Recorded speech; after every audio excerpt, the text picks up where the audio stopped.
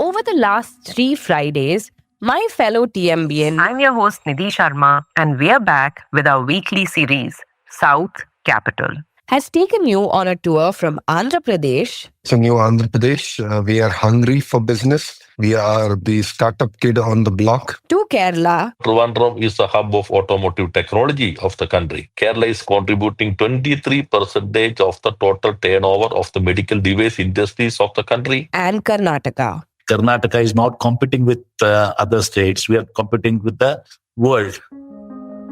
But I'm taking you back to a state that has its geography and history very intricately tied to Andhra Pradesh. A state that's young but has a long and rich history. A capital that has seen phenomenal growth in recent times, where the sight of plush modern offices dotting the roads is as familiar as a lit-up Charminar. So in today's episode, we discovered Telangana and its buzzing capital Hyderabad, where most of this action is taking place. A city not just about its biryani, but its billion-dollar ambitions of becoming a skill hub and attracting the biggest names in the world of pharma, tech, and manufacturing. So worry nako. We'll bring you up to speed about how the state is fast becoming a hub for all things tech and pharma, as well as its ambitions to capture more of the manufacturing pie as well. To take us through how Telangana is looking to be future-ready with a sharp focus on AI and skill development, we speak to Sridhar Babu, who's Telangana's Minister for Information Technology, Electronics and Communications, Industries and Commerce, as well as Legislative Affairs. It's Friday, August 15th. I'm your host, Dia Rekhi, and you are listening to The Morning Brief from the Economic Times.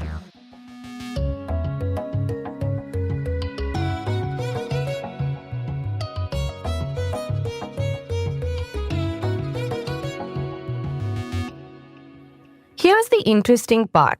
Hyderabad is an old city, but Telangana is a young state. It was formed in June 2014 as a result of the split of erstwhile Andhra Pradesh state. At current prices, Telangana's gross state domestic product, or GSDP, was estimated at $209 billion in FY26.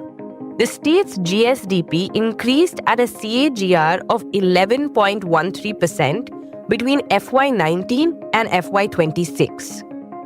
Exports stood at about $17.39 billion in FY25, which is until February, with the major items exported from Telangana being drug formulations, biologicals, residual chemical and allied products, as well as electronic goods. But it isn't just pharma.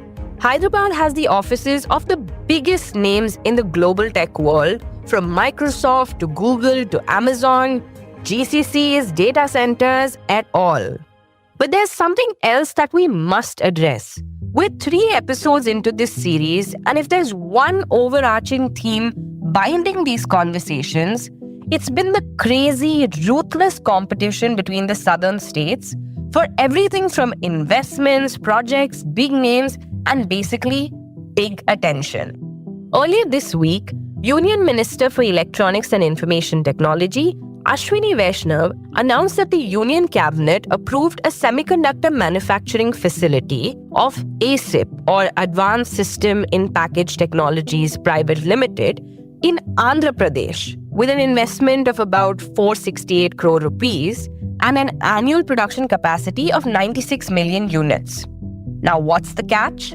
ASIP Technologies was originally meant to set up their facility in the electronics manufacturing cluster at Maheshwaram near Hyderabad. This is something that Minister Sridhar Babu himself addressed on X when he called it, and I quote, a baffling display of bias and blatant stepmotherly treatment towards Telangana, end quote. While we spoke to the minister before this announcement was made, we do address the concerns that several states have when it comes to diversion of projects to BJP-ruled or BJP-allied states. Listen to find out more as we unpack this as well as so much more. Thank you so much, sir, for joining us on the Morning Brief. It's a pleasure to have you. Thank you. I just wanted to start off with asking you a little bit about what you feel are going to be the biggest growth engines that will drive Telangana's growth going forward. As you know, our Telangana state is very young state. Our basic goal and objective is to make our economy a 1 trillion economy in a decade's time. And also by 2047, to make a 3 trillion economy contributing much to our national GDP. For the past 2 years, we are trying to put our technology in front. And the time has really come now when we have a very, very, very strong competition, a very friendly competition between our neighboring states. Either it may be Bangalore, or it may be Tamil Nadu, or it may be Pune from the other west part of India.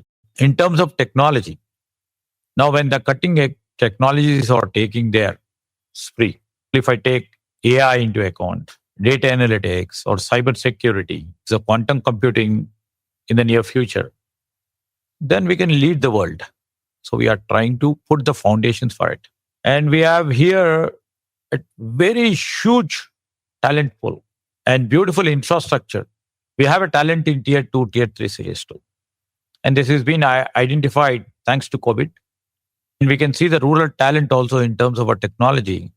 And that's how we would like to take the technology to the next tier 2, tier 3 cities and see the employment growth and the win-win situation for companies to grow along with us. We have a very, very seamless policy where we give our permission within a matter of 14 to 15 days. We have a scope in terms of improving our tourism sector too, to enrich our economy, where literally anybody sees that 65% of our GSDP comes from the services sector, which is mainly the technology and other related service areas. But now we would like to really move to the tourism front too, and we are on the job. And the first ever the tourism policy have come after a decade under our government. We have included ecotourism, medical tourism, pilgrimage tourism, and put together, spiritual tourism. So this is one more sector where we are trying to concentrate. And the same way, agriculture. We are trying to put processing units, either it may be in terms of our paddy or rice, or in terms of the cotton, or in terms of the chilies we grow. And if we can really create market linkage in terms of the demand supply, and ultimately the farmer connecting to the last mile connectivity to the market. And at the same time, strengthening the farmer hands with a minimum support price and also bonus what we are paying right now in terms of the paddy. That is enriching farmer, and also capacity building has been done to the farmer in a much bigger way. And this is first time again, I would like to say, 10 years, there was no MSME policy. For the micro, small, medium enterprises, there's no policy at all. We recently brought MSME policy. So we are trying to concentrate on it. We are trying to provide incentives. We are trying to handhold those companies and try to see in the supply chain to have the last mile connectivity for them. Then one more additional initiative what we have taken in terms of the skills. In engineering courses as well as in commerce courses, we have spoken to this banking, financial and insurance sectors. And BFSI consortium has come up with a curriculum subject for the second year and the third year graduates of engineering and BCom students. Their own people will come and does give the training in the second and the third year, and the final year, they will be taken as interns. And by the time they get graduated, they will be absorbed as an employee in this BFSI sector. And one more skill initiative I would like to mention. With the help of the Tata Sons, we have been trying to modernize our industrial training institutes. So on the skilling, we are taking it a big level. And for that, we are focusing, we are putting all our resources, and we are training our people to the next level so that we become the skill capital of India tomorrow. That's really interesting. But just a couple of points based on what you've said, right? When I think of Telangana, at least in recent times, I think of GCCs, I think of tech companies. I mean, you've got Microsoft, Amazon, all of them have their offices here. And we've seen this entire GCC boom. But I want to understand just how important the GCC segment is for Telangana and what you're doing to really promote that further. Yes, Very, very, very apt question. Global capability centers which have been cultivated over the past 3 decades. And I'm proud to say this year we could able to really get about 70 to 75 new GCCs in one calendar year, involving in all verticals, not only in specific technology areas, in hospitality sector, in tourism sector. And for example, if I can say the Marriott, which they haven't at any point of their long entrepreneurial journey had thought of GCC. We made a pitch, they agreed, and they have opened the Marriott GCC center here. Likewise, the chain of hospitality, entrepreneurs are coming to put their GCCs here. And in terms of pharma, nobody can beat us right now. That is also biggest source of our revenue. And as you know, it's supposed to be the vaccine capital. And we have, out of 6 vaccines, 3 to 4 vaccines have been produced here during the time of COVID. At the same time, we produce about 40% of the Indian demand from this part of our Telangana. So we would like to expand our GCCs in terms, and also literally we would like to see that the pharma expands in terms of production too. And we have entered into the next phase of action, like to embrace and integrate AI into our picture and try to literally see that we deliver our services as fast as we can, as precise as we can, as true as we can to the people. Then, we would be growing up in our economy, scaling up to the next level. So we are just trying to concentrate on this. Coming to something that everyone is talking about, which is AI. We know that Telangana is setting up an AI city, but we'd like to know more from you about what really led to this coming into existence. What is the vision? What are the future plans? As rightly mentioned, I was having a review on this. We are coming up with an AI innovation hub. We would like to have a solid foundation that can rapidly deliver maximum impact in transforming our state. We are trying to have an AI university over here. In a month's time, we'll be doing groundbreaking for a 200 acres AI city. So this, we would like to create some impetus and also encourage the young brains to come and innovate with us, come with a product and sail with us. We would like to create that sort of a platform. When it comes to governance too, and when it comes to, for example, 33 departments or more than that will be AI integrated. For that, I have to see that the employees who have been working in all these departments should be AI ready. Data centers is another really interesting domain, and I'd love for you to talk a little bit more about it, only because AWS has one data center region in Hyderabad and another one, they have it in Maharashtra. But as such, this is an extremely energy-intensive, resource-intensive industry. Energy guzzling would be one of the words that is often used to describe it. So in that scenario, what really is being done to ensure sustainable growth while also keeping the door open for further investments in data centers? Absolutely the right question. Their basic raw material is energy, the power and water. For them, because if I have to propel my IT industry, processing speed is required. For that processing speed, companies which they require, they need the data centers. And for them, now we have come up with a new energy policy. One is captive power, and also second is, non-conventional energy to be encouraged in a big way. And if you have seen it, that is creating lots of momentum for many private entrepreneurs in energy to come and put the non-conventional, like it may be solar or it may be battery storage. So we are trying to equip ourselves and also see next decade's time, what is the energy demand required if we put this many data centers. And we won't be in dearth of power or in water because we have Krishna, we have Godavari, rivers flowing in our state. So there are a lot many reservoirs which have come, lot many projects which are coming up. And in all the projects, we would categorize certain TMC of water, certain cusecs of water for the industry needs too. So, we would love to encourage data centers to come here, and specific data center park is also coming from. So it will add lots of confidence in the companies which thrive on these data centers. Stepping away from the tech sector now, sir, I know there are a lot of interesting aspects when it comes to Telangana from the industry perspective as well. And I wanted to start off with something that I think Telangana has a strong presence in, which is aerospace and defense. What exactly is the government doing to really double down, to provide good infrastructure and to ensure that the aerospace and defense sector grows in this region? Also, how would you differentiate it from, say, a Karnataka, which has a defense segment as well? Yes, for the past 70 years, the national defense sector have concentrated their research institutes, the manufacturing zones in Hyderabad.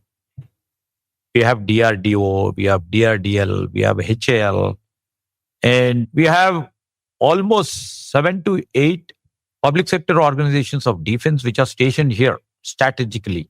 Not only that, you just see the ecosystem what they have created. About 7 to 8,000 ancillary units thrives on this aerospace and the defense industries. And, many international players like Lockheed Martin or Boeing, they're all here. Aerospace and defense occupy the priority sector right now. And if you have seen Skyroot is a successful model, that is also a beautiful aerospace industry, which, the indigenously, which we've made it. Maybe in 5 years' time or 6 years' time, we would be leading in aerospace and defense too.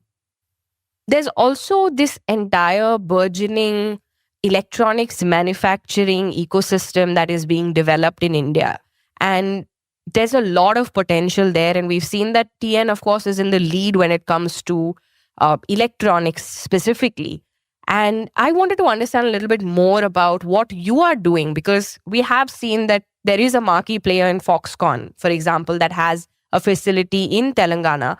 But I would love to know what more you're doing. What are the kinds of policies that you're putting in place to attract investments in this sector? How lucrative do you view this as a sector for Telangana right now? We are trying to literally develop the electronic sector too. If you see the Foxconn, which have the largest existence over here, and we have many electronic industries over here, which are coming up in a big way. And at the same time, by having a dedicated parks for the electronic industry, will make them at ease to put their units. The second element, what I would like to say is we are trying to give the incentives, the subsidies required. We customize our subsidies and incentives for the mega investors so that we can create employment, we can invite capital and the investment to our state. Coming to something that I think is very relevant, especially in today's times, is this competition between states. It has intensified so much when it comes to investments. And I wanted to get your sense on how you see it from the perspective of being a young state as well, but also one that is neighboring a BJP allied state, right? When it comes to Andhra Pradesh, for instance, is there concern at all that funds could be allocated by the union government to other state governments that are aligned with them? How do you view all of that? We are not competing against any other state. We set our sights in a much higher way. And we always see that there should be a friendly competition between our neighboring states. And the friendly competition will give us some expertise. And if you see, we have trying to bring in qualitative reforms in governance. And we are trying to improve our infrastructure. And we are trying to encourage the innovation. And absolutely, we are concentrating on trial and development. These are the areas where we would like to outgrow any other state. Thank you so much for joining us on the Morning Brief, sir. Thank you. There's no denying that Hyderabad has grown leaps and bounds in the last few decades. What's exciting, though, is the prospect of the development of other clusters in the state. The possibility of many more Mini-Hyderabads coming up. It's also interesting to note that states are learning from one another, not wanting to commit the same mistakes as their peers. For instance, recognizing that the capital is getting congested and not waiting to the point where it's literally choking to decongest it. Also, playing to one's strengths while equipping the talent pool to be future ready. These are definitely interesting themes that the government is putting its might behind, and it'll be exciting to see how it all pans out. And we'll be right here keeping a hawk eye on what's happening. We hope you're enjoying our series, South Capital. Stay tuned as we bring you the big boy of manufacturing next week, finishing off our Dakshin Darshan with Tamil Nadu. It'll be a power-packed episode that you definitely don't want to miss. Thank you, Sridhar. It's Friday, August 15th. I'm your host, Dia Rekhi, and you were listening to The Morning Brief from the Economic Times. This episode was produced by Vinay Joshi and Anirban Chaudhary, sound design by Indraneel Bhattacharjee. A new episode of The Morning Brief drops every Tuesday, Thursday, and Friday, wherever you get your podcasts. Also, don't miss our new show, Corner Office Conversation, where the brightest minds at ET speak to the most interesting business leaders in India and the world. On behalf of everyone at the podcast team, we wish you and your family a very happy Independence Day.